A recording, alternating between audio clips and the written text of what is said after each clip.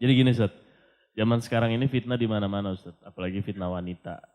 Nah ini gimana nasib jomblo yang masih pada kuliah Ustaz? Mereka masih harus berjuang menuntut ilmu, pemasukan juga belum ada, pendapatan. Istilahnya mulai dari dia buka mata sampai dia datang ke kampus itu udah fitnah semua Ustaz. Nah ini gimana Ustaz? Karena dilema kan Ustaz. Bagaimana caranya buka mata sudah fitnah? Kan masih di kamar. Ini istilahnya begitu Ustaz. Berarti perlu dicurigai penanya ini. Iya. Nah, kalau udah masuk kampus, lihat yang tidak pakai hijab mungkin baru bangun tidur Iya. buka mata fitnah dari mana? Ini benar nih. Harus dicurigai nih. Malah bahkan puasa itu kan katanya bisa meredam syahwat Ustaz. Nah ini dia nggak sanggup Ustaz. Udah puasa aja masih kayaknya syahwatnya masih meronta-ronta. Nah ini tolong nasihati saya dan mohon doakan Ustaz. Ya. Pertama begini, tidak mungkin, mustahil ya, anjuran dan sabda Nabi SAW salah, nggak mungkin. Karena Nabi SAW mengatakan, ya ma'asyara syabab man istata' minkum ba'a falyatazawwaj.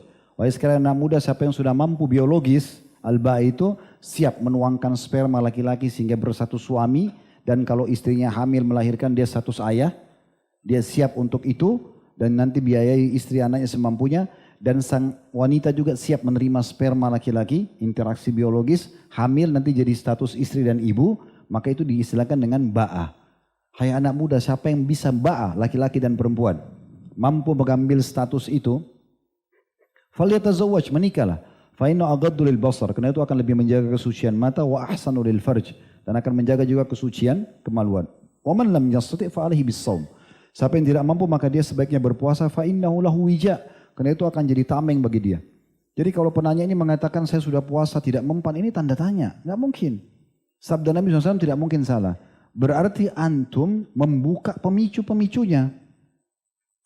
Kita teman-teman sekalian ini Allah SWT berikan kita, ada hal-hal yang kita tidak buka pemicu tetap datang, ada hal-hal yang kalau dibuka pemicu baru datang. Contoh misalnya makan, lapar. Antum biar tidak ada pemicu, nggak lihat makanan, antum bisa lapar karena memang itu kebutuhan. Tidak ada pemicu apa kita lapar. 2-3 hari kita akan lapar. Kita 2-3 jam nggak minum kita akan haus, itu biasa. Kita 1 hari 2 hari begadang kita akan ngantuk, itu biasa. Ini tanpa pemicu pun akan datang. Tapi ada hal-hal yang dipicu dulu baru datang. Itulah syahwat kepada lawan jenis.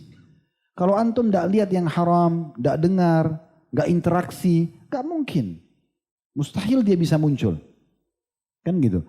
Jadi berarti ada pemicu. Makanya kita kembali kepada penanya tadi, waktu dia bilang dari bangun tidur sudah kena fitnah, ini masalahnya. Berarti dia sendiri memang ada yang dia picu untuk itu.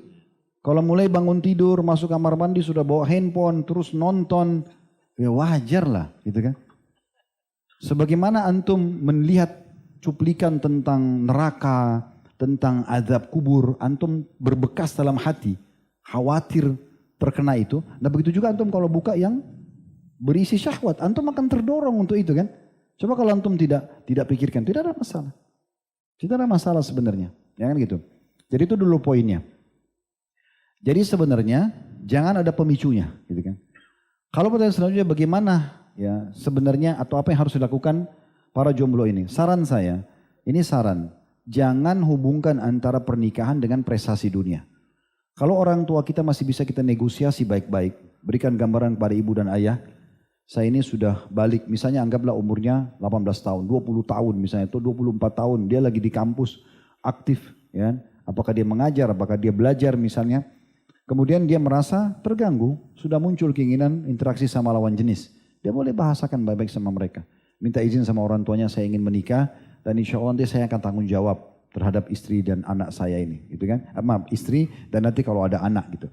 Kalau orang tuanya setuju, sebelumnya dia berdoa dulu sama Allah, alhamdulillah dia bisa menikah. Kalau tidak dia bersabar dengan cara tadi menjauhi tontonan haram dan dia memperbanyak puasa, insya Allah akan jadi solusi buat dia untuk itu. Dan insya Allah penanya ini dan semua yang jomblo sini segera menikah. Jangan tunggu Dajjal keluar. Lama sekali. Dan tidak usah terlalu idealis, akhi. Saya mesti menikah sama perempuan tinggi, putih, cantik, kaya, pintar. Tunggulah sampai ubanan. Yang ada depan mata, sedikit kita lihat nazar syar'i, wajah dan telapak tangan, oh ini sudah menurut saya sudah cocok. Udah istikharah, melamar menikah. Udah selesai. Kalau mau cantik banget itu nanti bidadari di surga. Itu luar biasa. Tidak ada kekurangannya. Dan itu cuma sebentar. Tunggu ajal datang antum akan menikah sama bidadari. Kan gitu. Di dunia ini kalau Allah kasih apa yang kita suka alhamdulillah. Kalau tidak ya sudah. Jangan terlalu idealis. Kadang-kadang ada wanita subhanallah tidak terlalu sempurna secara fisik. Tapi sempurna secara akhlak. Mungkin antum bahagia dari akhlaknya. Mungkin antum bahagia dari pelayanannya. Mungkin antum bahagia dari biologisnya. Ada saja. Antum bahagia dari pendidikan anaknya. Kan gitu. Berapa banyak justru wanita punya kelebihan fisik tapi buruk akhlaknya. Justru menyusahkan suami. Kan banyak orang begitu.